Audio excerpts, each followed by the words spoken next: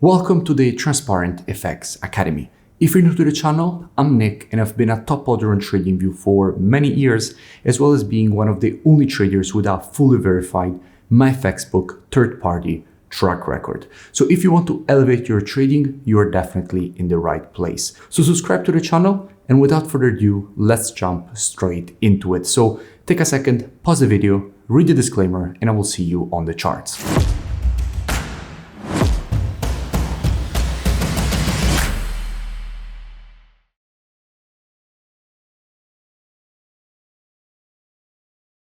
In this video, I'll speak about EURUSD. Now, as usual, to keep the video as educational as possible, first I'll give you the technical aspect, then I'll move to the commitment of traders analysis to see what institutions in the market are doing and how they're moving and shifting their orders, and then I'll put together these two different types of analysis. So this is definitely a video you do not want to miss. Now, starting here from the monthly time frame, what we can see is that we have a market which at the moment is respecting a quite important historical downtrend, which has been going on for quite a few years at this point. What we can see is that already when the market established this downtrend, in multiple occasions, the market has continued respecting this trend line. And we can see now another test and rejection to the downside of this historical structured zone. What we can also notice is that if we have to notice and if we have to identify, most importantly, the most recent level of structure, what we can see is that this zone here was acting as previous resistance across all these rejections to the downside.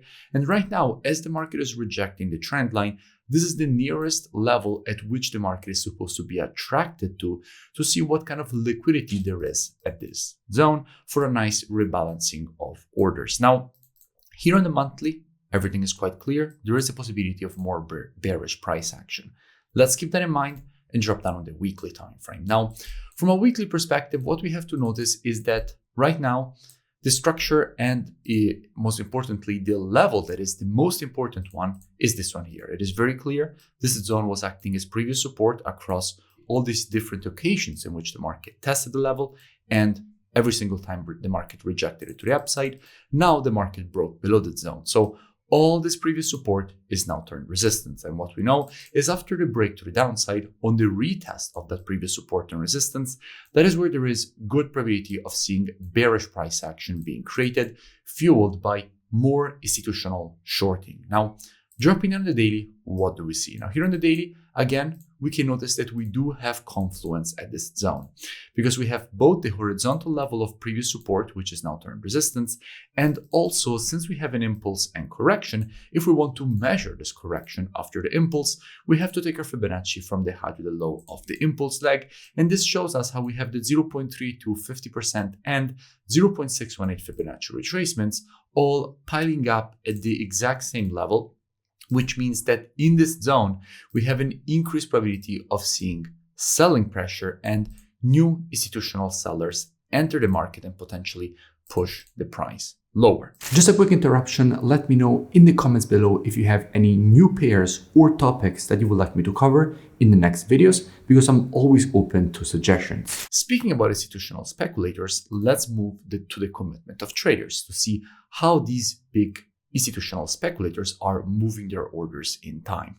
And by the way, I also put together a quite interesting FX IQ assessment. So if you want to test your current knowledge, make sure you go and check it out. The link is in the description of this video.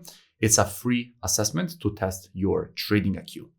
Now let's continue with the analysis. When it comes to the euro, and most importantly, this is already EURUSD because all currencies on the spot are traded against the USD. In this case, especially these are futures, of course, but they are already measured against the USD.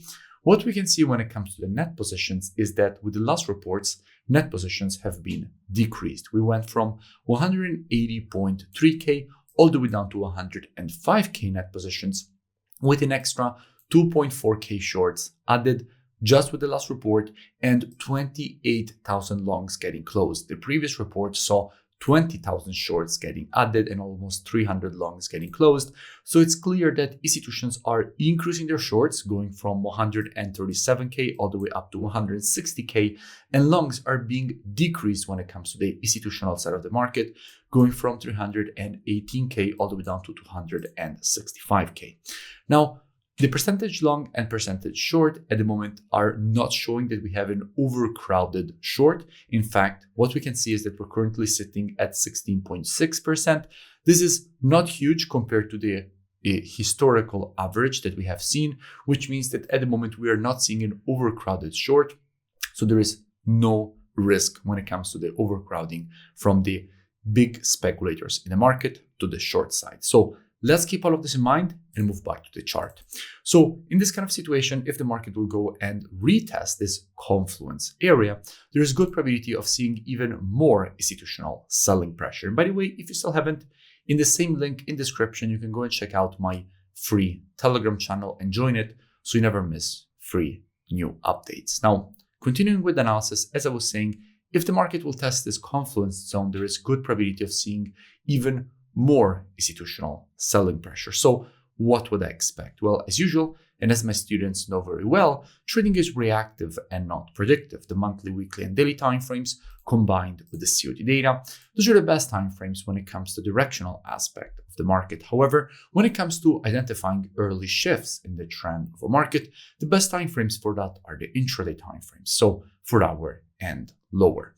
Therefore, what I would expect is that if this market would shift from an intraday bullish to a bearish market, I wouldn't be surprised to see a potential rejection lower for the market to complete this daily impulse correction, an impulse pattern to the downside. That definitely wouldn't surprise me. Now, all this free analysis and education that you see me share here on YouTube is actually just the tip of the iceberg. In fact, if you really want to go into the details and really learn more, I definitely suggest that you go and check out my website, which you find linked in description. Here, you have the possibility to learn everything from the very basics of charting to the most advanced topics that you definitely cannot afford to miss.